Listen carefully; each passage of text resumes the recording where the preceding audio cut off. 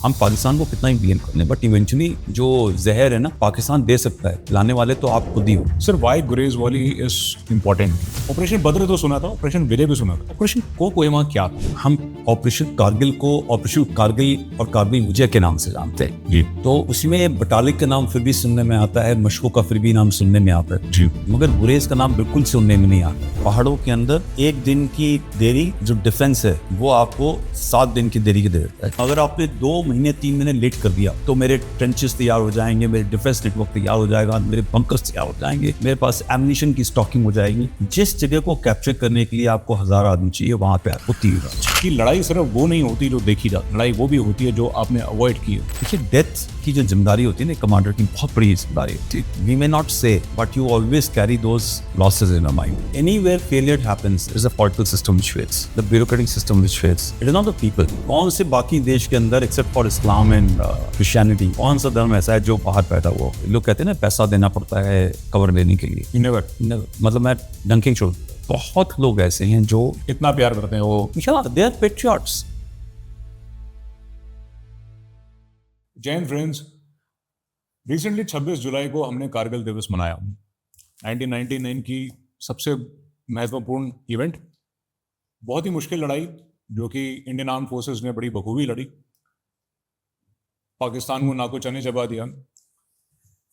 उस लड़ाई में हमें कई बड़ी हस्तियों के नाम पता है, captain Vikram Batra, Shri Manoj Pandey, Ajay Ahuja and so on. There is a list of so many heroes that we know, और उनकी हमने कहानी गाथाएं सुनी हैं। लेकिन ये सब तब हुआ जब मुसीबत घर में आ गई और जिसका हमने उनको मुंह तोड़ जवाब दिया। How about certain heroes, certain sectors जहाँ पे उन्होंने मुसीबत आने ही नहीं दी? जैसा कि कहते हैं prevention is better than cure. My idea today was to cover certain aspects कि जिन्होंने प्रीएम्प्टिव एक्शंस लिए, जिसकी वजह से काफ़ी महत्वपूर्ण जानें बच सकी, काफ़ी लोगों के परिवार बच सके। क्योंकि मैं उस टाइम पे अपने होश में था और न्यूज़ फॉलो करता था, तो मुझे हमेशा से ये रही कि एक गुरेज सेक्टर एक ऐसा था, गुरेज वैली, कि जो कि अनटच था। क्योंकि मैं उस हिस्से से गुजरा हूँ, काफ़ी पास में है, but even then it was not touch. There was problem in Batalik, there was problem in Mashkoh, Kargil रास्ता पूरा इफेक्टेड था ही था। Why a particular sector was not touched, and वहाँ पे इन्फिल्ट्रेशन क्यों नहीं? बल्कि टेरेन भी टफ थी। उस संदर्भ में recently I read a book, and the book is Snow Leopards of Grace, written by General D.P. Pandey sir and Colonel Ajay Rana sir. When I read this book, and I realized कि लड़ाई सिर्फ वो नहीं होती जो देखी जाती है, लड़ाई वो भी होती है जो आपने अवॉइड की होती है। और सबसे मुश्किल जो लड़ाई ऐसी टेरेन में होती है वो मौसम और वहाँ के वातावरण से होती है। But what went into the planning, what got saved, क्या हो सकता था, पाकिस्तान के असली प्लान्स क्या थे, उसको किस तरीके से अवॉइड किया, ये सब सोचने के लिए और ये सब जानने के लिए, in spite of after reading this book, मैंने रिक्वेस्ट की जनरल पांडे सर के साथ, and sir thank you so much for joining in, and again for an educational podcast, at least for me, right? तो sir you were posted that time in this sector. इसमें मेरे को जो सबसे चीज़ जो मेरे को लगी कि जिसके बारे में मेरे को बिल्कुल नहीं पता था, जो आपने मेंशन किया अपने ऑलमोस्ट लास्ट के 41 या 42 चैप्टर में, ऑपरेशन कोहिमा के बारे में। So I wanted to understand that, operation Badr तो सुना था, ऑपरेशन विजय भी सुना था, ऑपरेशन कोहिमा क्या था? And what was the real plans of Pakistan, which somehow I am not read in the mainstream media also. ये जो बुक है इसके अंदर वो सब लिखा हुआ है जो आपने कभी पढ़ा नहीं होगा, सुना नहीं होगा, उन सब चीज़ों के बारे में जिक्र है। और इसीलिए इस बुक की वैल्यू बनती है। और जनरली मैं कोई किताब भी लिखूँगा तो हमेशा उसके पीछे किताब या आर्टिकल या पेपर लिखता हूँ तो कुछ ना कुछ मंशा ये होती है इन्फॉर्म करने के लिए। It is not just to sell a book और एन आर्टिकल, बट एक कोई इंस्टीट्यूशनलाइज मैनर के अंदर कोई चीज़ अगर लोग समझे, अंडरस्टैंड करें और उसको अपने दिमाग में लेके जाएं, उसका वैल्यू मिलिट्री वैल्यू कम होता है बट एक आम जनता के लिए, एक सिविलियन के लिए, यूथ के लिए वो वैल्यू बहुत जरूरी है। इस बुक की 2-3 चीज़ें बहुत इंपॉर्टेंट जो मैं आपको बताना चाहता हूँ। सबसे पहली बात है कि बुक की स्टोरीज मेरी हैं बट मेरे बारे में नहीं है, वो सब उन यंग ऑफिसर्स के बारे में है जिनके बारे में आप सुनते कम हैं। जवानों के बारे में है जो दुश्मन से लड़े, मगर दुश्मन से ज़्यादा खतरनाक, जैसे आपने बताया, ज्योग्राफी और क्लाइमेट से लड़े। ये उनकी स्टोरी है और ये मेरी गाथा नहीं है। मैं एज एन ऑब्जर्वर था और बहुत मेरे पीछे एक हमारे जनरल पटांकर थे जो मेरे जीओसी थे उस टाइम पे, काफ़ी सीनियर ऑफिसर हैं, और वो मेरे पीछे हमेशा पड़े रहे कि DP you must write, because तुमको सब पता था, सच झूठ नीचे ऊपर, बिकॉज जो ब्रिगेड मेजर होता है, मेरा परमानेंट ब्रिगेड मेजर था, मैं मेजर था, और वो पूरे ऑपरेशंस को कंट्रोल करता है। तो ऊपर क्या हो रहा है और नीचे क्या हो रहा है, वो सारा समन्वय, उसको उसकी रूपरेखा तैयार करना, उसको इम्प्लीमेंट करना, वो आपकी जिम्मेदारी होती है इस इलाके में।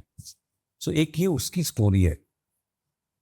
और गुरेज, जैसा तुमने बताया कि हम ऑपरेशन कारगिल को ऑपरेशन कारगिल और कारगिल विजय के नाम से जानते हैं जी, तो उसमें बटालिक का नाम फिर भी सुनने में आता है, मशकों का फिर भी नाम सुनने में आता है जी, मगर गुरेज का नाम बिल्कुल सुनने में नहीं आता, क्योंकि वो सटा हुआ था उस इलाके से। मगर जो हीट ऑफ एक्शन जिसको बोलते हैं, वो पूरा फोकस कारगिल में था, और वहाँ मीडिया जाना आसान था हमारे टाइम पे। जब मैं 1999 में हमारे इलाके के अंदर, तो रोड्स बिल्कुल ही नहीं थी, वहाँ पे आने का संभावना भी नहीं था, और नेचुरली जहाँ पे लोग गाड़ियाँ पहुँच सकती हैं, वीडियो कैमरा पहुँच सकता है, टीवी से आसानी से रिले हो सकता है, सब लोग वहाँ जाना चाहेंगे, तो वहाँ की खबरें थी। और वहाँ की लड़ाई भी टफ थी, ज़्यादा वहाँ पे इन्फिल्ट्रेशन था, लोग वाकई में वहाँ पे मुश्किल बहुत थी। हमारे यहाँ हमने कई चीज़ें ऐसे करी थी जिसकी वजह से वो चीज़ें जो पाकिस्तान उधर भी चाहता था वो हुई नहीं। जब ये हम कर रहे थे तो हमें खुद नहीं पता था कि आगे क्या होगा या क्या नहीं होगा। फर्स्ट तो इंक्लूजन नहीं होता और सब कुछ ठीक होता, मगर उसके अंदर भी जो हमारी एक्टिविटीज थी कुछ नेगेटिव हो जाती। जैसा एक इंसिडेंट है उसके बारे में मैंने बयान किया हुआ है, वैसे कई और इंसिडेंट हुए थे। तो लोग हमसे यही सवाल पूछते कि आपने ये एक्शन क्यों लिया जिसमें लोगों की जानें गई। Why did you cross your line? Why did you not obey laid down policies and orders? तो इसमें सबसे बड़ी बात तो एक मैसेज है, वो एक इंस्टीट्यूशनल इंटीग्रिटी की बात है। आपको एक्शंस वो लेना चाहिए जिसके लिए आपको आदेश ना मिले, जिसके पास आपको करने के लिए कई बार साधन नहीं होते हैं, लोग नहीं होते हैं, but yet you do those activities, and that is comes with a great development of institutional integrity and environment, जो एक इंडियन आर्मी का हिस्सा है। हम छोटी सी एक एबरेशंस को देखते हैं और उसको एबरेशन क्यों हुई वो भी मैं बताऊंगा, और लोग उसके ऊपर बहुत फोकस कर जाते हैं, बट 99.9% जो इंडियन आर्मी है वो एक इंस्टीट्यूशनल इंटीग्रिटी के कंसेप्ट में काम करती है। जो रोज सुबह सैनिक सियाचिन ग्लेशियर में हो चाहे डेजर्ट में हो, अपनी ड्यूटी तत्परता से निभाता है, उसको आदेश नहीं मिलता, उसको मालूम है ये मेरा काम है इसलिए वो करता है, उसकी कहानी कोई नहीं लिखता। ये कहानी उन सब चीज़ों की है जो एक institutional integrity of Indian army को दिखाती है। और ये चीज़ एक यूथ को, एक छोटे से ऑर्गेनाइजेशन को, एक बिजनेस को, एक छोटी दुकान को, या बड़ा से बड़ा कॉर्पोरेटिव बिजनेस हाउस है या गवर्नमेंट की कोई भी एजेंसी है, उसको ये चीज़ इंडियन आर्मी से सीखनी चाहिए। ये उस चीज़ का हिस्सा है, कैसे डेवलप होता है, कैसे रोल आउट होता है और क्यों करते लोग। सर, इससे पहले आप आगे बढ़े, एक सिंपल डेफिनेशन इंटीग्रिटी क्या है?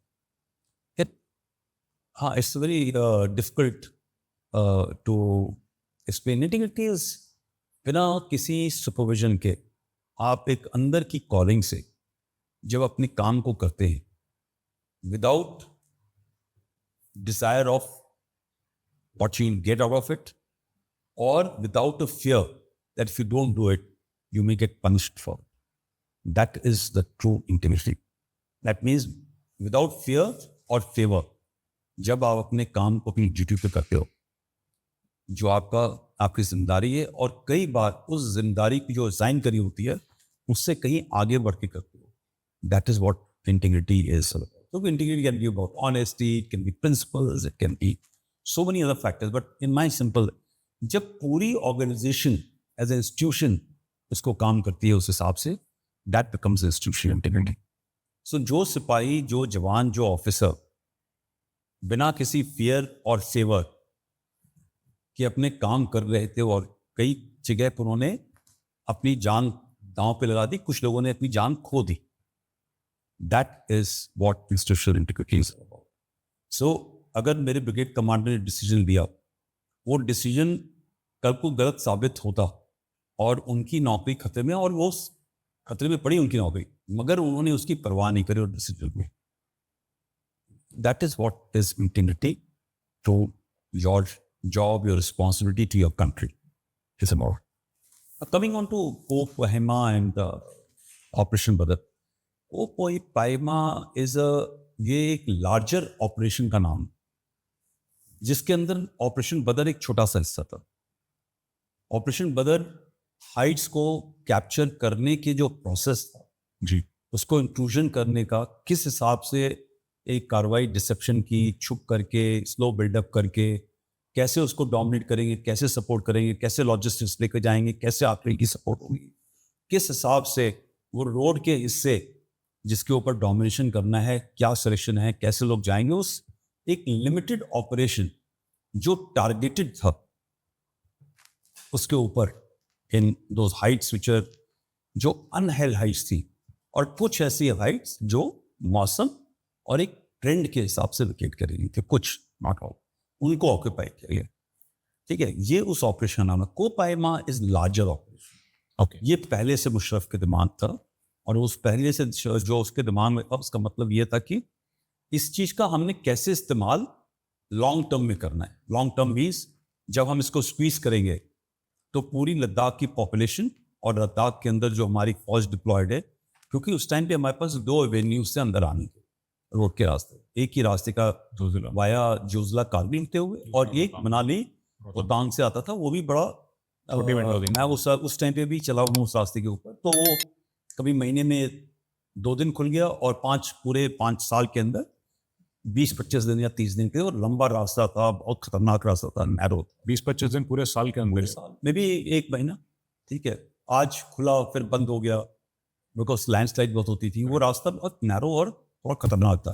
अब वो टनल बन गई है, इसलिए रास्ता थोड़ा अच्छा हो गया है, रोड अभी वाइडन अप हो गई है, तो ज़्यादा समय के लिए रास्ता होता है. तो ये कैसे एक पूरे देश की जो एक चोक पॉइंट बोलते हैं ना, नेक, वो रगड़ के रखना है, चिकन नेक का होते हैं, वो तुरंत वो चिकन नेक बन जाता है. और उसमें जोजिला 1999 के टाइम पे 4 या 5 या 6 महीने के लिए, मे बी 7 महीने के लिए, उस पूरे 7 महीने में जितनी लद्दाख की पॉपुलेशन है, उनका खाना पीना, रसद, राशन, तेल के ऑयल, सब कुछ नीचे से ऊपर आना है. जो उनके लोग बाहर जाने हैं, पढ़ाई लिखाई इसके लिए जाने हैं, जो एक टर्नओवर होता है, लोगों ने मिलना है अपने परिवार वालों के साथ में, कुछ लोगों ने बाहर जाना अपने काम से, जो लोग हवाई जहाज़ को अफोर्ड नहीं कर सकते, और हवाई जहाज़ की भी वहाँ पे जो आने जाने की फ्रीक्वेंसी, वो आप यू कैन वेल इमेजिन 27 साल पहले वहाँ पे क्या रहा होगा, वेरी लिमिटेड नंबर वॉज है. और पूरी जो इंडियन आर्मी थी, एयरफोर्स के एलिमेंट थे, उन सबका रीडिप्लॉयमेंट, टर्नओवर, उनको पूरे साल का ration, defence store, upgradation, ammunition, सबकी ट्रेनिंग के लिए, फायरिंग के लिए बाहर जाना है.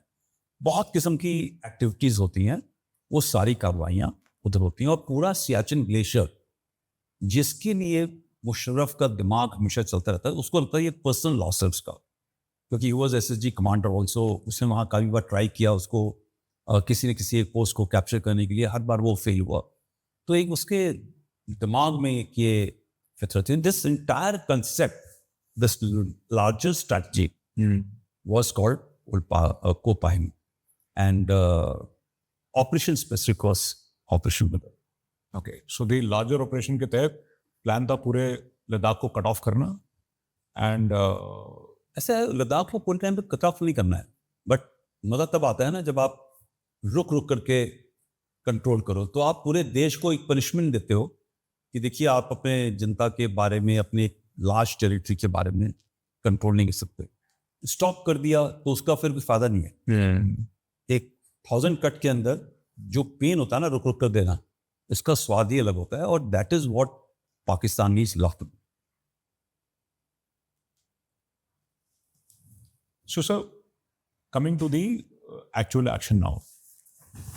हमें पहला इंट्रूजन जो पब्लिक डोमेन में आया 3 मई के 1999 में माना जाता है कि कारगिल वॉर हमारा स्टार्ट हुआ। आई थिंक 10 मई को operation Vijay started and 26 July was the final day that we celebrate as a victory day. Operation उसके बाद भी चलते रहे। लेट्स गो बिफोर मई 99, जो कि मैंने पढ़ा और जो कि उस टाइम पे भी मुझे याद है कि मैंने लोकल न्यूज़पेपर्स में पढ़ा था कि the intrusion was reported sometime in October 98 and this was that time there in the papers की हरकतें हो रही हैं।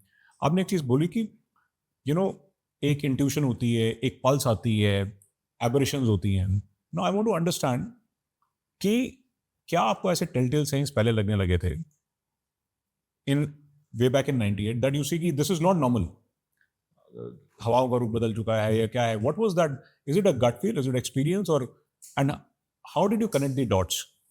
क्या होता है ना, गट फीलिंग तो गट फीलिंग रहती है, आप उसको बोलते नहीं हो, बताते नहीं हो, आपके दिमाग में रहती है।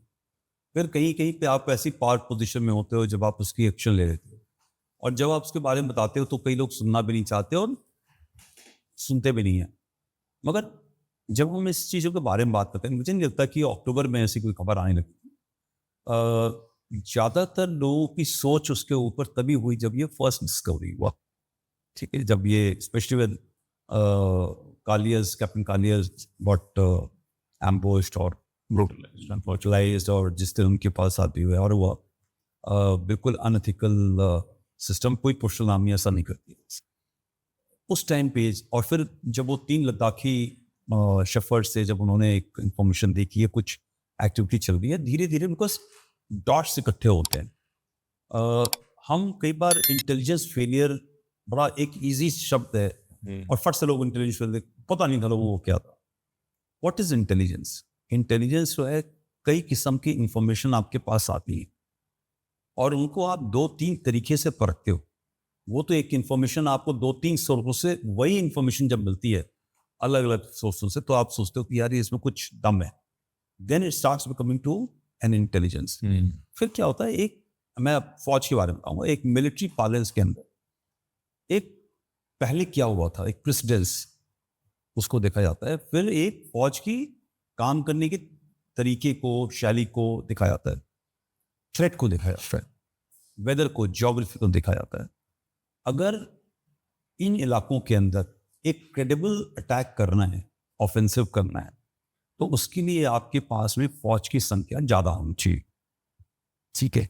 और उस टाइम जिस तरह इंफ्रास्ट्रक्चर पाकिस्तान ऑक्यूपाइड टेरिटरीज के अंदर थे और जिस तरह के इंफ्रास्ट्रक्चर हमारे देश के अंदर भी थे, अगर ऐसी कोई क्रेडिबल कार्रवाई करनी है तो वो 2 सीजन के ऊपर करनी पड़ती है।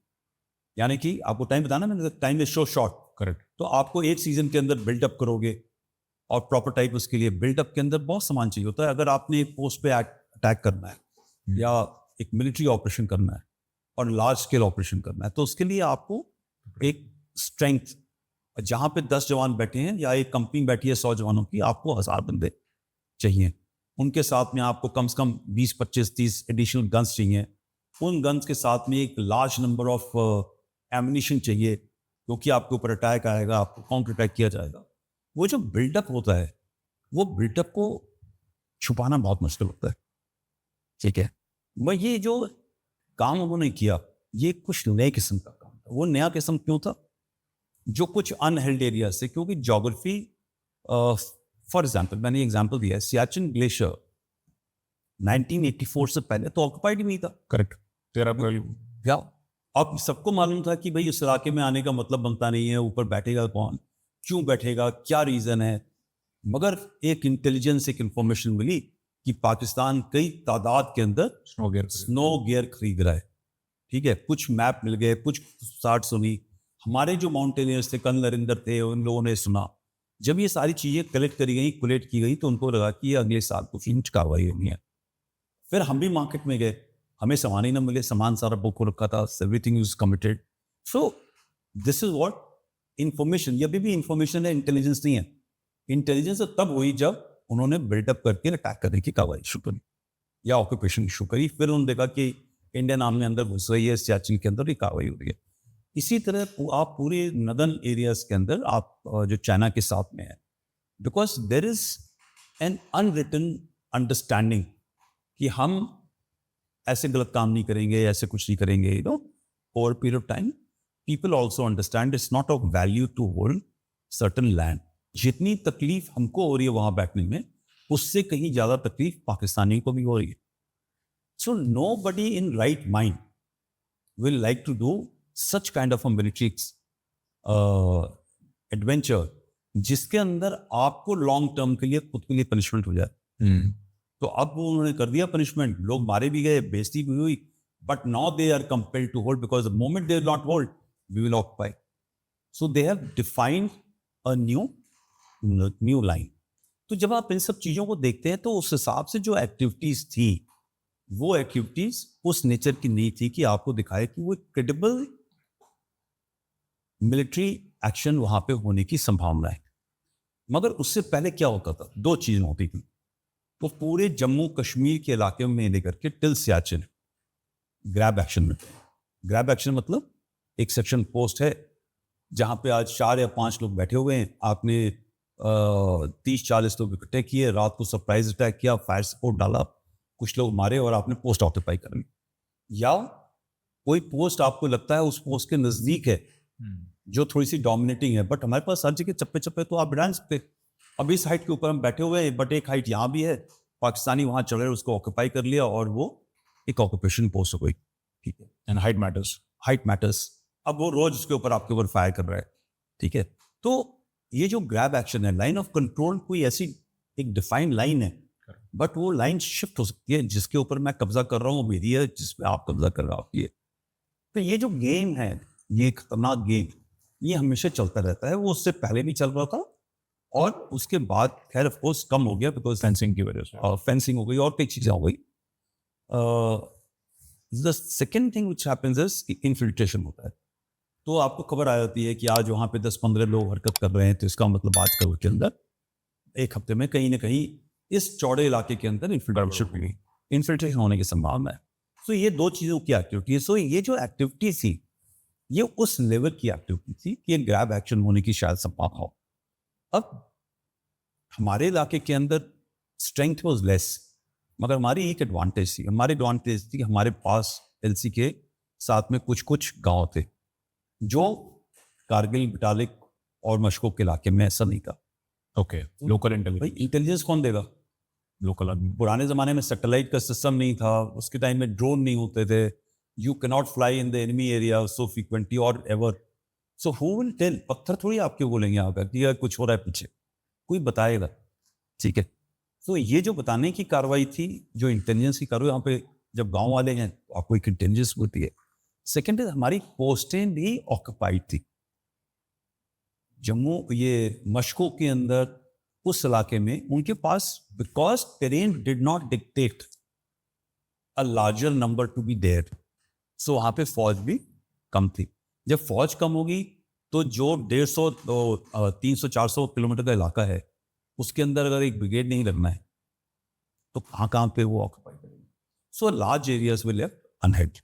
और लास्ट इज, अब मैं अगर किसी से पूछूं कि भाई ये पोस्ट है, इसके अंदर आप 10 आदमी रखोगे मगर ये कट ऑफ हो जाएगा, और जब कट ऑफ हो जाएगा तो यहाँ पे किसी आदमी की तबीयत खराब होगी तो उसको हमको बचाने का कोई साधन नहीं है. इसके सामने दूर दूर तक कोई पाकिस्तान की पोस्ट नहीं है. तो कोई भी एक आम आदमी कहेगा यार इस पोस्ट को हम क्यों पकड़ के बैठे हो गए? चलो ठीक है, तुमने अगर पकड़ना भी है तो गर्मियों के अंदर पकड़ लो, बट जाड़े में क्यों रखना है? और जाड़े में ऑक्यूपाई कर लेना, ठंड के टाइम के बाद में ऑक्यूपाई कर लेना. So there is a trend which follows for a period of time. So what people in 121 brigade or anywhere were doing was the military activities based on military information. Why didn't you do it differently? Yeah, yes. आपको क्यों compel हुआ कि Yeah, हमें compel ये हुआ कि हमारा logic आपकी मैं बात से बिल्कुल क्या. So we were fortunate, like we were fortunate that हमारे पास वो गांव थे. We were also fortunate कि I had a G3 जो हर चीज को शक की निगाह से दिखता था. ठीक है, कैप्टन बुधवार थे और या ही इलेक्ट्रॉन ब्रिगेडियर, और उसको अच्छी शक से नजर आती थी. प्लस मेरा खुद का एक्सपीरियंस माउंटेन का बहुत था. आई हैड बीन इन, उस टाइम पर मैं 3-4 हाइट शूट टेन्योर कर चुका था, और मैंने कश्मीर के अंदर ऑलरेडी मेरा ये तीसरा टेन्योर था, तो मुझे हर किस्म पे कश्मीर में तीसरा था और पाकिस्तान के ऑपोजिट कोई पांचवा या छठा था। तो मेरे दिमाग में हमेशा एक शक की सुई चलती थी और वो शक की सुई आज भी चलती है। So all those things make a huge difference. I think we were lucky, slightly more fortunate, plus my brigade commander was willing to take that risk कि मैं उसको बताऊं, and he allowed me to speak the mind, speak a captain, young captain speaking to a brigade commander. He was willing to listen. We had a good deputy commander, Kan Rakeshwar थे, जो encourage करते थे इन सब चीज़ों को। तो एक institutional system था हमारे यहाँ पे उसको encourage करने का कि आप बोलो। तो हम लोगों ने बोला, उन्होंने सुना, फिर ये डिसीजन भी लेना, यार हम डाल तो दें वहाँ पे और कुछ ना हो और कुछ हो जाए हमारे बंदों के साथ में, तो कौन जिम्मेदार होगा? मैं तो जिम्मेदार नहीं होगा ना। करेक्ट। मैं तो स्टाफ ऑफिसर हूँ, मैं तो ब्रिगेड मेजर हूँ, मैं तो एडवाइस दे रहा हूँ। डिसीजन कौन ले रहा है? Brigade commander. इवेंचुअली देखिए, डेथ की जो जिम्मेदारी होती है ना कमांडर की, बहुत बड़ी जिम्मेदारी होती है। We may not say, but you always carry those losses in a mind. So एक मॉरल ऑब्लिगेशन होता है और एक देश के लिए दो ऑब्लिगेशन है। एक तो जवान और उसके पूरे परिवार जिसको आप रिस्क में डाल रहे हो, और एक देश के साथ में, एक आर्मी के साथ में ऑब्लिगेशन है। तो you don't want to go beyond one point of taking a risk, but then I guess we took that risk जो हमने लेना था, and that risk was not ad hoc, it was very calibrated. Sir, I want to understand, tell me those things, because आपने इसमें एक source की बात भी की है मास्टर के बारे में, राइट? कि master was the first point, I think, और मेजर जो जिन्होंने कैप्टन बुधवार को आके उस टाइम पे बताया, ब्रिगेडियर बुधवार now. I want to know what were those may be 5 or 10 connecting points that compelled you कि नहीं यार, हम तो यहाँ पे रहेंगे, सर्दियों में भी करेंगे, and even if it is against the practised norm. दो तीन चीज़ें हो रही थी। सबसे पहली बात है, master was not the only one. Master एक कोड वर्ड है। करेक्ट। कोड वर्ड का भी हमने कोड वर्ड डाला हुआ है, we couldn't have used the real code words and all. हमारे पास काफ़ी सोर्सेस थे, ठीक है, हम सिर्फ एक का नाम ले सकते हैं और थोड़ा सा उसको एक्टिवेट कर सकते हैं, बट देन भी एक ट्रेंड था। गुरेज ब्रिगेड के अंदर कभी भी इस तरह की एक्टिविटीज़ नहीं होती थी, हरकत की, फायरिंग की, कंट्रोल की, बट 1 साल 1.5 साल के अंदर वो एक्टिविटीज़ जो बाकी सेक्टर में हमारा जो साथ में जो जिस ब्रिगेड डिवीजन के हम वज्र डिवीजन के हम हिस्सा होते हैं, 28 डिवीजन के, उस डिवीजन में सारी हरकतें जनरली कंधार के इलाके में होती थी। बहुत फायरिंग होता था, सब कुछ होता था। फिर इन्फिल्ट्रेशन और फायरिंग होते थे जो दूसरे ब्रिगेड से। और अगर आप देखें तो फ्रॉम वेस्ट टू ईस्ट जो intensity of firing, exchanges, movement, density of troops, because terrain भी हमारी तरफ मुश्किल होता जा रहा था। कंधार में हाइट 4-5 हज़ार 6 हज़ार फीट की हाइट थी, डेंसिटी ऑफ पॉपुलेशन ज़्यादा थी, डेंसिटी ऑफ फोर्सेस ज़्यादा थे, लाइन ऑफ कम्युनिकेशन रोड अच्छा था वहाँ पर, गन ज़्यादा थी, तो नेचुरली वो एक थ्रेटेंड एरिया भी ज़्यादा था, तो वहाँ पे ज़्यादा हरकत थी। और जैसे जैसे आप हरकत करके हमारी तरफ आएंगे तो उनसे जो नज़दीक हमारे से दूसरी तरफ जो कंधार की तरफ जो गेट थी, वहाँ पे हरकत कम थी, और फिर हमारे यहाँ पे हरकत ना के हिसाब से थी। जब यहाँ पे टेम्परेचर ज़्यादा होने लगा, यानी कि फायरिंग बढ़ने लगी, हरकत होने लगी, गन्स आ गई, हमारे खुद के कॉन्वॉयज के ऊपर फायर होने लगे, हमारे जहाँ पे एम्यूनिशन डम था वहाँ पे फायर होने लगा, हमारे गन्स आपकी डेथ हो गई, इंजरीज स्टार्टेड होनी। So naturally starts putting our mind, यार ये आज तक तो कभी हमने ऐसा कुछ किया नहीं कि उनको करने की जरूरत थी, वो आज इस इलाके में क्यों ऐसी चीज़ें कर रहे हैं? क्या हमारा ध्यान टान की कर रहे हैं कोशिश, या कुछ आगे की तैयारी कर रहे हैं? एक ही हो गया। दूसरा, जब पहली बार मास्टर ने एक इंडिकेशन दिया कि कुछ एडिशनल चीज़ें आई, तो जिस इलाके में आपको कभी अटैक करने के लिए उस एडिशनल चीज़ की ज़रूरत अभी और ज़्यादा चाहिए, मगर आप 0 से अगर 1 पे जा रहे हैं, भले ही आपको 4 पे जाना है, तो आपकी दिमाग उधर लगने लगता है। तो फिर वो फुटरेल दिखाना, कई नए किस्म के इक्विपमेंट, रोड का डेवलपमेंट, फिर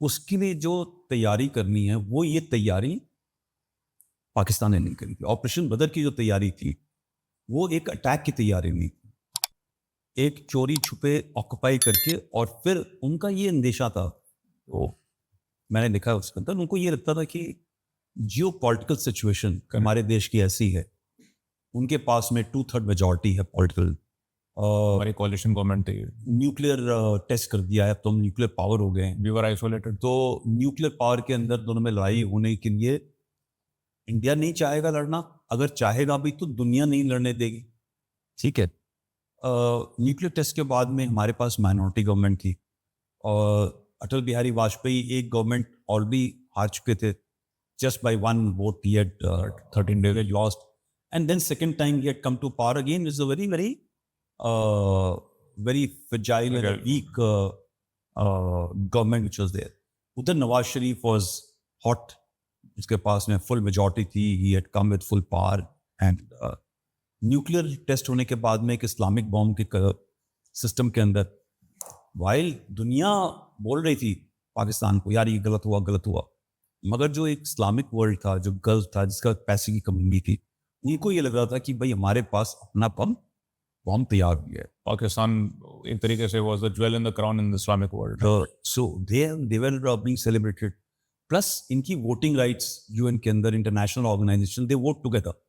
तो ये 50-60 देश जब इकट्ठे होकर वोट करते हैं, तो आप इंडिया तो नेचुरली इंटरनेशनल ऑर्गेनाइजेशन में करेक्ट अकेला है, और western powers also, Pakistan has always with the western powers through directly, so they will also control. So इनको काफ़ी एक अंदेशा था कि हम कर देंगे, एक India will not go for conventional war, और इंडिया शायद इस अटैक को भी प्ले डाउन कर देगी। और पहले भी ऐसा हुआ है कि आपने कुछ एक लाइन क्रॉस करी, you don't want to get into war, so nobody covers it also at times, ठीक है।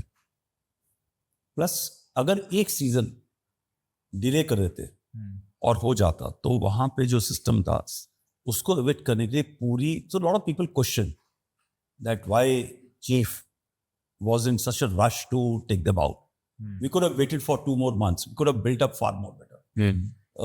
मैंने पढ़ाया है और मैंने प्रैक्टिस किया है, ठीक है। पहाड़ों के अंदर एक दिन की देरी जो डिफेंस है वो आपको 7 दिन की देरी के दे देता है। यानी कि आज अगर मैंने 4 पत्थर इकट्ठे किए, तो आपने उसको उठाने के लिए कम से कम आपको 6 गन्स और उतना एम्यूनिशन चाहिए, और आपने एक दिन और वेट किया तो मैं ठकाठक करके अपना उसको सीमेंट कर दूंगा। अब आपको उसको तोड़ने के लिए और चाहिए, फिर मैं इसको कंट्रोल कर दूंगा। अगर आपने 2 महीने 3 महीने लेट कर दिया तो मेरे ट्रेंचेस तैयार हो जाएंगे, मेरे डिफेंस नेटवर्क तैयार हो जाएगा, मेरे बंकर्स तैयार हो जाएंगे, मेरे पास एम्यूनिशन की स्टॉकिंग हो जाएगी। जिस जगह को कैप्चर करने के लिए आपको 1000 आदमी चाहिए, वहां पे आपको 3000 चाहिए। Mountains are like that. Yes sir, always race against time. It was a necessity कि आप, It was a compulsion. We just can't say कि मैं 3-4 महीने रुक करके करूँगा। क्योंकि आपने बहुत इंपॉर्टेंट पॉइंट बोला सर, क्योंकि उस टाइम पे मेरे को याद है लॉट ऑफ पीपल डिबेटेड कि यार सर्दियां आने तो मरने दो उनको, वहाँ पे क्या फर्क पड़ रहा है, मतलब you know there are some flippant statements like that कि ठीक है हमें एकदम से जाने की क्या जरूरत है, बहुत जाने जाएंगे एंड सो ऑन। सर्दियों में अपने आप दे बी कट ऑफ, जिसको टेकन केयर, जिसको डिसीजन नहीं लेना होता है ना, वो ये भी बोलेगा छोड़ दो, फिर वही बंदा आपको अगले दिन बोलेगा छोड़ के दिया कि आपने छोड़ा क्यों था, ठीक है, why couldn't you have taken a decision. जिसको जाना नहीं होता ना, जो डिसीजन लेना होता है, उसको एडवाइस देने वाले बंदे बहुत होते हैं, मगर जो डिसीजन लेता है वो कुछ सोच समझ के लेता है, वो अपने देश के हित के लिए लेता है, वो दुश्मन के हित के लिए। और आपके और मेरे थॉट प्रोसेस को, आर्मचेयर स्ट्रेटजीज बहुत होते हैं जिनकी जिम्मेदारियां नहीं होती। तो I think what decisions was taken by that time the chief, General Malik, was right. Okay. So, but sir, was there a final कि when you took this decision कि अब तो हमें कब्जा करना ही है, and जैसे कि आपने बातों में mention भी किया, it was not necessarily to be supported by everybody in an equal spirit. So it was not. So what was your counterpoint कि ये point है इसलिए हमें वहाँ पे करना ही करना है?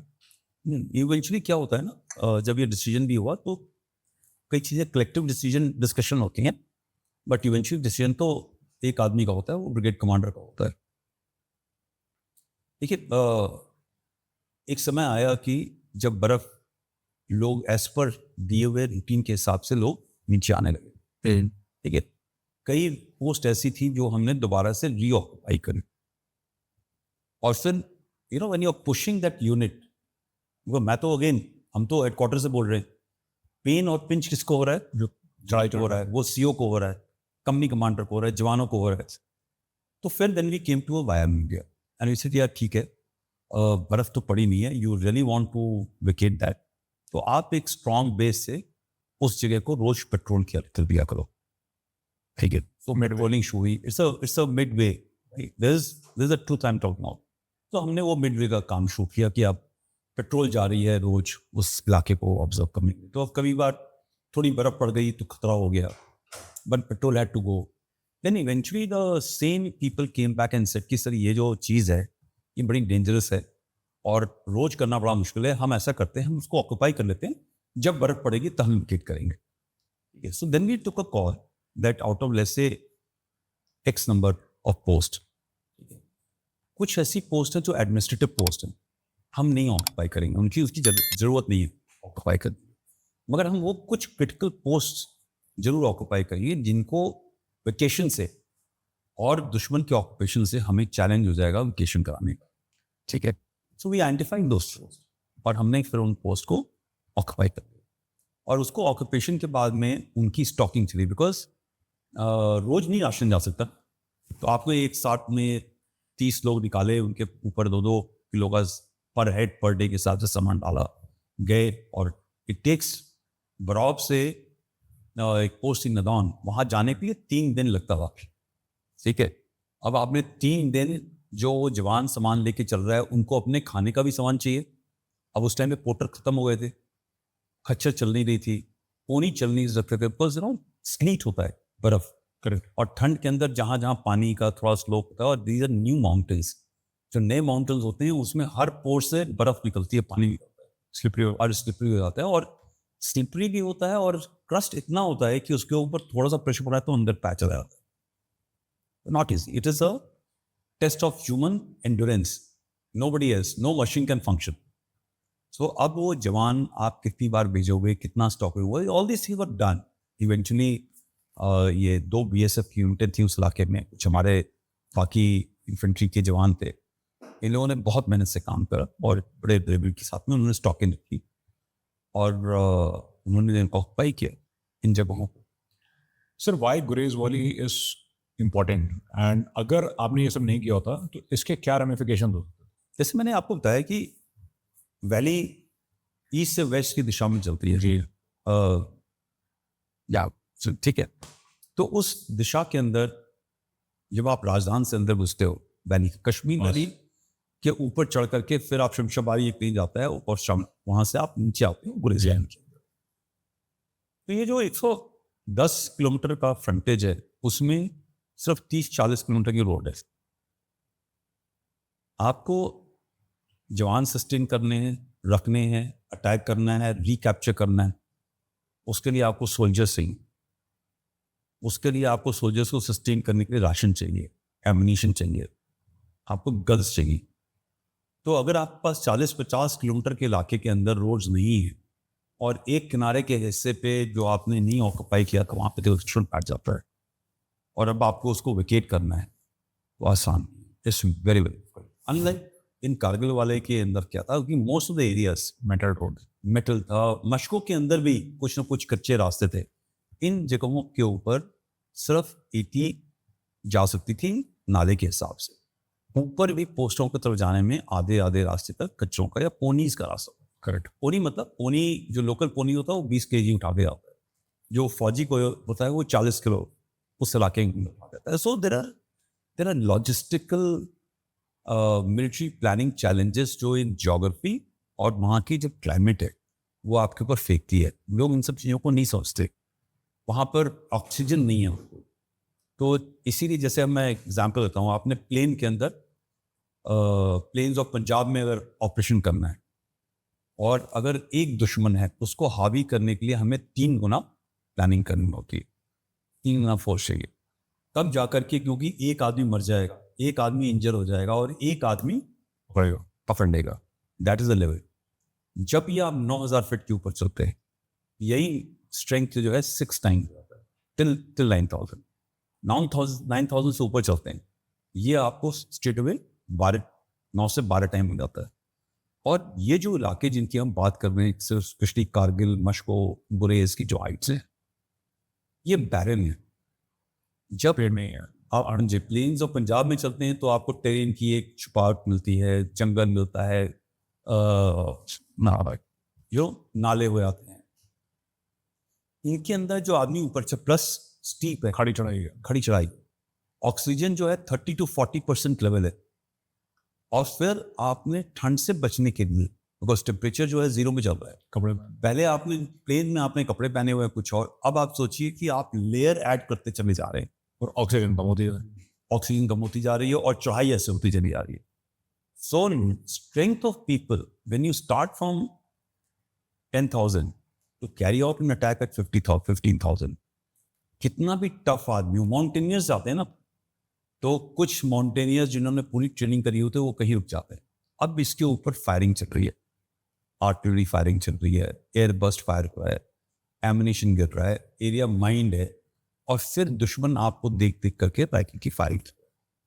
Now you imagine, that is why जब ये लड़ाई खत्म हुई और हमने सक्सेस हासिल करी इन कारगिल, विजय दिवस, विजय कारगिल, पूरी दुनिया के टाइम्स की जो फौजें हैं वो ये समझती थी कि ये तो इम्पॉसिबल वॉर है।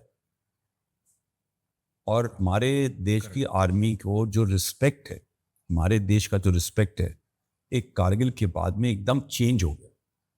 ठीक है, so 71 was a huge success, but the way our Vikram Batra, Manoj Pandey, जिस तरह से उन्होंने ये लड़ाइयाँ लड़ी, वो इसने प्रूव कर दिया पूरी दुनिया को कि हम लोग एक डिफरेंट किस्म के लोग हैं। It was unheard of. It is unheard of, impossible. मतलब I'm sure with all the guns, you look at what US with full modern systems it has got, but is unable to even capture one piece of land with Iraq. But they had to vacate Afghanistan. They had to vacate Afghanistan. किस तरीके से किया वो तो हमने देखा ही। Even Iraq, when they went to Iraq, लोग जानते नहीं हैं, इराक की जो मिलिट्री लीडरशिप थी, उनकी जो आर्मीज थे, उनको पे करके उन्होंने अपने तरफ खरीदा। और तकरीबन 1 साल उस पूरे 6-7 महीने उस पूरे इलाके को चोक करके रखा, sanction.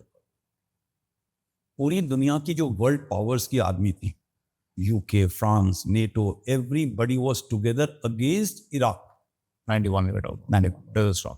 So you will win. But here you look at it, Everything was odds were against us. Against us. Terrain, everything was. The national sentiment. And उनका जो build-up था, it took 1 year for a build-up, sanction to build up, to carry out his operations. Here, we were totally under sanction, we didn't have time. Sir कितनी strength थी लगभग उनकी? यार देखो, strength तो ज़्यादा ही रही हुई, और उनमें 400 से ऊपर लोग मारे गए, 450 से लोग ज़्यादा मारे गए। तो you can well imagine the 1:10 का रेशो रहा होगा sir. They would be close to 5,000. We lost about, again, this is very unique. 450 आप पाकिस्तान के नंबर। 450 पाकिस्तान, करेक्ट। और हमारे 542, करेक्ट। अभी कई फिगर्स हैं, कोई 527, correct. my figure which I know of is 542. So we did very efficiently. Obviously, because in Attack है कि वो 450 in attack, as I said, एक प्लेस के अंदर एक आदमी बैठा है तो 3 लोग चाहिए, जिसमें से एक की डेथ होगी, एक इंजर होगा, और एक दुश्मन पे तब जाके वो कब्जा होता है। So now when you do it for mountains, it is 1:12, 1:15 ratio, और आपने नियरली इक्वल लोगों को मारा और सक्सेस हासिल करी। ये सब huge win for. And sir अगर उनके यहाँ 450 गए हैं तो उनके यहाँ भी उसके 10x 5x तो डिप्लॉयड होंगे to support and to. Yeah, of course. मतलब they were close to 4,000 or 2,000 to 4,000 people anywhere between troops that they had. Much more. Enter कर दिया। Yeah, जब आप पीछे देखो, लॉजिस्टिक्स देखो, गन एरियाज देखो, फायरिंग का देखो, in any case they had already a brigade there. Correct. उनकी जो एक डिप्लॉयमेंट वाली ब्रिगेड है वो तो थी हमेशा। ठीक है, जैसे हमारी एक ब्रिगेड थी, उनकी भी ब्रिगेड थी। करेक्ट। और फिर उन्होंने बिल्डअप भी किया 24/7 जिसके बारे में हम बात कर रहे हैं. This is a regular force which is not there suppose to be. वो आती थी समर में और चली आती वापस, बट दे स्टेट बैक. ऐसे ही उनकी और भी यूनिटें होंगी. So and each unit has about 800. I am talking infantry unit has 800 बंदे होते हैं. तो जितने हमें नहीं पता है वो जब एक्ट करना शुरू करते हैं काफ़ी स्ट्रिक्ट. सर 11 जुलाई को आपने उनका एक पीडब्ल्यू पकड़ा, 11 या 12 जुलाई, I am not getting the dates wrong. तब तक हमारी जो फौज के साथ दुर्व्यवहार हुआ कैप्टन कालिया एंड टीम के साथ, पेट्रोल टीम के साथ, एवरीबडी न्यू इट. उसके बावजूद आपने अपने जो आपने पीओडब्ल्यू लिया था उसके साथ जिनेवा कन्वेंशन के हिसाब से बिहेवियर किया. मैंने पढ़ा कि आपने पूछा नमाज पढ़ ली कि नहीं पढ़ ली and so on. Sir in the heat of the moment ये सैनिटी क्यों? मानस, आपकी जो कल्चरल ग्रूमिंग है आपके खुद की, आपके परिवार की, क्या आप चेंज हो सकते हो? सो ये जो गलत है या सही है इसके बारे में हम बात नहीं करेंगे. बट हमारा जो एक भारत का कल्चर है, जो एक सब कॉन्टिनेंटल कल्चर है, ठीक है, दुश्मन को भी उतनी रिस्पेक्ट के साथ ट्रीट करो जितना आप अपने करते हो. ये हमारा एक cultural, it is a wrong in the current world environment जहाँ मॉडर्न से मॉडर्न फौजें, अमेरिकन फौजें हों. आपने ये गुटेमाला के बारे में अपना sir we read about all forces. मैं यू नो ये अगर हिस्ट्री उठा के देखे सभी ने किया है कभी ना कभी. You look at world war 2, you know what Red Army did.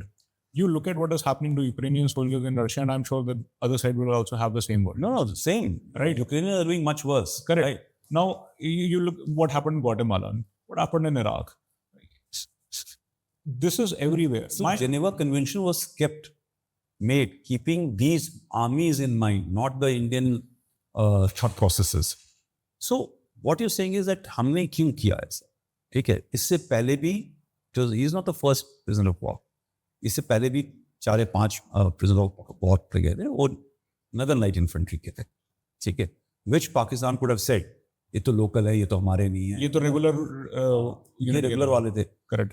सो एक मुझे लगता है, अच्छा मैंने तो पास किया ना ऑर्डर, मेरे पास करने से पहले कई घंटे या 1 घंटा कम से कम वो जवानों के पास में था. करेक्ट. और by the way captain Kalia और उनके जवान जाट रेजिमेंट के थे. करेक्ट. ये भी जाट रेजिमेंट के थे. करेक्ट. 8 जाट्स. ठीक है, 8 जाट. इनको भी पूरी कहानियां पता थी. मगर ये आप सोचिए कि हमारे जवानों ने भी उसके साथ दुर्व्यवहार नहीं किया. मैंने तो पास किया ऑर्डर, ठीक है, टू इंश्योर, मगर हमारे जवानों ने उसके साथ दुर्व्यवहार नहीं किया. So this is something which we are taught. I think हमारे परिवार के अंदर, हमारे घरों में ये हमेशा चलता है. 2 चीज़ें चलती हैं. You always welcome a guest. भगवान, जो गेस्ट होता है वो भगवान से भी मुकर होता है. और अपने दुश्मन को भी सही ट्रीटमेंट करनी चाहिए. ये हमारी सोच है और वो सोच प्ले आउट कर रही. There is nothing else. It comes very very instinctively to us. Right और रॉन्ग, हम जो टेररिस्ट जिसने कितना गलत काम किया हुआ है उसके साथ भी हम फिर ये सब course now there are people who are coming who are, जिनकी आइडियोलॉजी एक फॉरेन आइडियोलॉजी से बायस्ड है. हमारे देश के अंदर भी कुछ लोग ऐसे हैं, तो वो उस तरह का दुर्व्यवहार करते हैं. But frankly I don't think, I never thought of it. मैंने कभी ऐसा कोई बड़ा यूनिक सोचा ऐसा नहीं था. सर कभी ऐसा नहीं फेस हुआ कि यू हैड टू लिटरली, मतलब आपने अच्छी बात ये एक्सप्रेस की, लेकिन that you have to control people and their anger कि नहीं, you know we have to behave responsibly? No, I don't think so. उनको ऐसे हुक्म पास करने की चाहिए कभी भी नहीं. बिकॉज अगेन मैं ना, I was a core commander. मैं तो GOC रहा हूँ, राइट, सीनियर लेवल पे रहा हूँ अक्रॉस थ्रू आउट करियर में इन जम्मू एंड कश्मीर. जब मैं अपने जवानों से बात करता था कि आपको यहाँ पर आप आए आप कैसे व्यवहार कर रहे हैं, कोई भी जवान ऐसा नहीं करता गुस्से के अंदर कि सर इन लोगों ने मेरे साथ ऐसा किया, स्टोन पेल्टिंग करी, मैच करा, right. Everybody knows very well. And again, this is an Indian Army ethos institution which we are trained how to conduct ourselves under stress, under pressure, under situations which are required. And that is why our army is a great army. Our country is a great army. It is a respected country. मैं in the ये जो commercial और radical world जो चल रहा है बाहर, इनके बावजूद हमारे देश की So there are two aspects to it. मैं दो चीज़ों कंबाइन करना चाहूँगा. So one is you mentioned कि human intelligence is very important. And before I come to my most important section of the conversation, ये मैं समझना चाह रहा हूँ. Help me understand and इस माध्यम से बाकियों को, because I know local intelligence बड़ी important होती है. एक average कश्मीरी या गुरेज, how do they think? I mean, do they think कि हम pro India हैं, हम pro पाकिस्तान हैं, या हम कश्मीरी हैं, या फिर कुछ है? How patriotic they are, because we don't know them because of whatever reasons, or because of sometimes narratives played.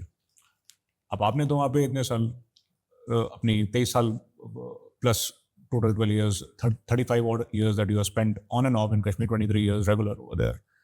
What I remember last reading about you. How do you pursue them? Are they an asset or for us, or they are an asset for our enemy? They are not asset.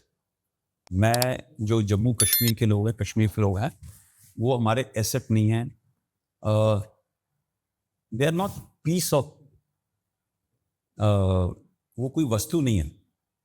They are not subject, they are citizens. They are, we are all Indians. हम भारतवासी हैं. Is as simple as that.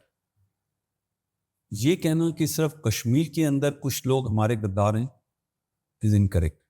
ये कहना कि एक religion वाले ही लोग गद्दार हैं, ये भी गलत है. ठीक है.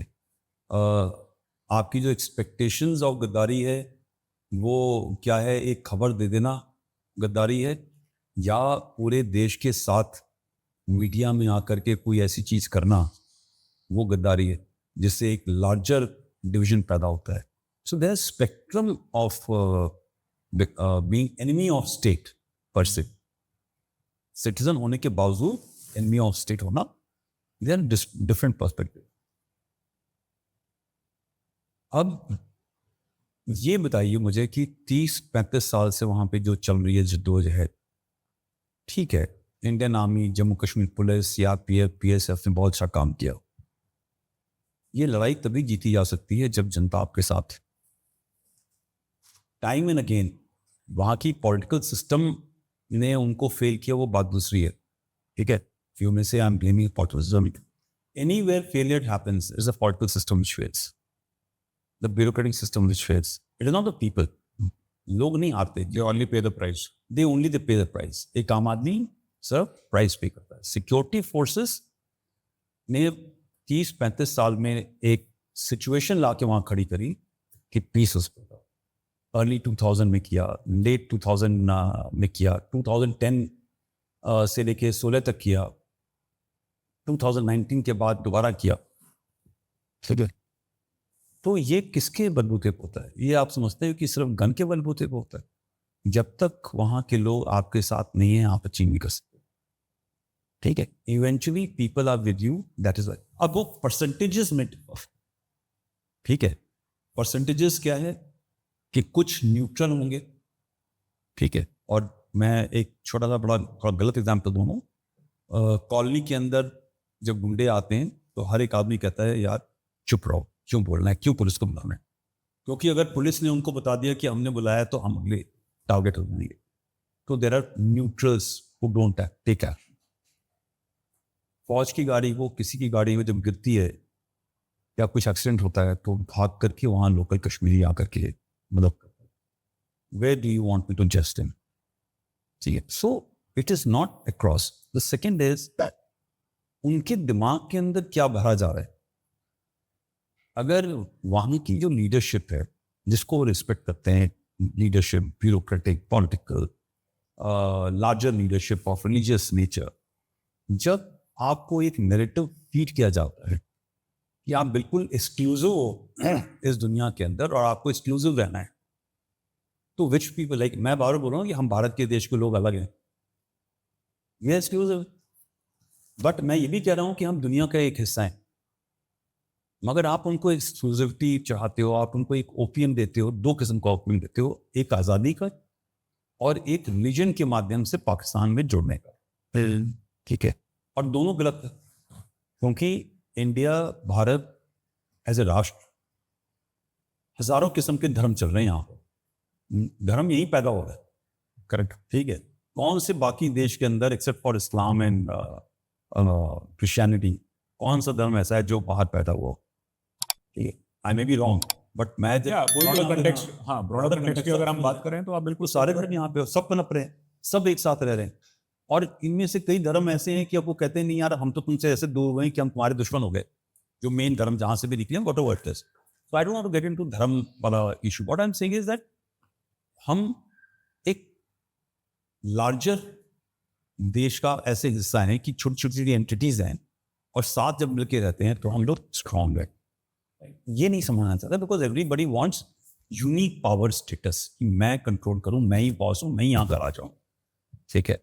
इस मॉडर्न वर्ल्ड के अंदर people want to be king, they can be political king और they can be kings, right.